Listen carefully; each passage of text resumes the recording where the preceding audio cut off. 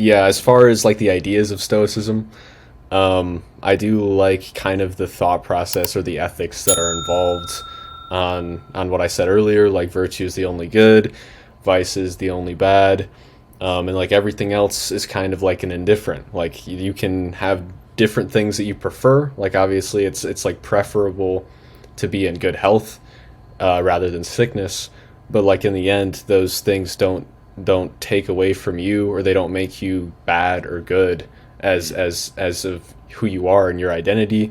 So they shouldn't be something that you're like constantly pursuing as like your end goal, I think is what Stoicism is going for.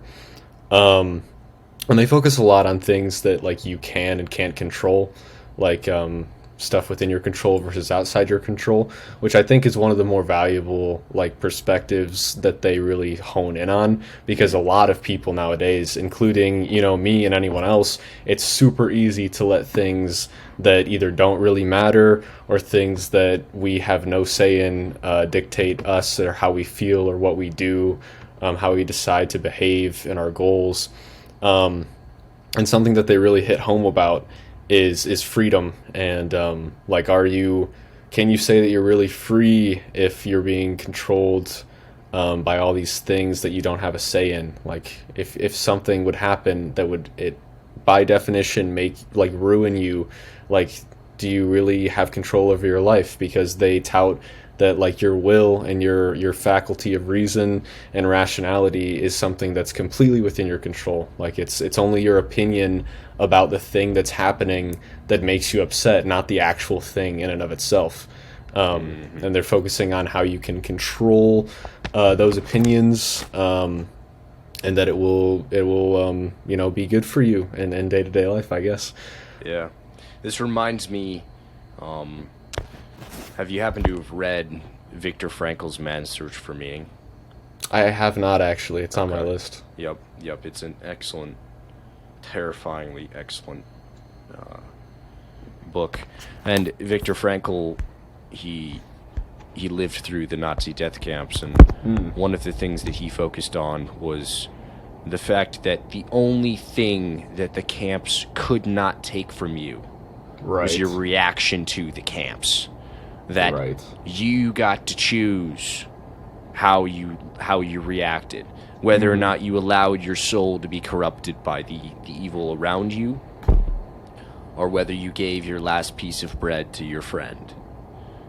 And he talked about, which is rather dark, but he talked about the people that would go to the gas chambers with the Lord's Prayer on their lips, and how no matter what the camp did to you, it could not take away that from you, that last human freedom, how you choose to react. And that doesn't mean that choosing to react in, you know, a noble way or in a virtuous way would be easy. But one thing that I appreciate about Stoicism is it focuses on that human agency, that human will that you have. And I can't see how you can live without focusing on that as a central tenet of your existence. And then you can get into debates about, you know, whether or not you're more deterministic or more, or you have more will or not. But at the end of the day, we all have to act as if we do have a will. And in situations like that, it's the last thing you have. So Right. Yeah, that reminds me of a quote. I believe it was in Epictetus's Enchiridion, which is another Stoic text that I really like. It's the Enchiridion is it's pretty good.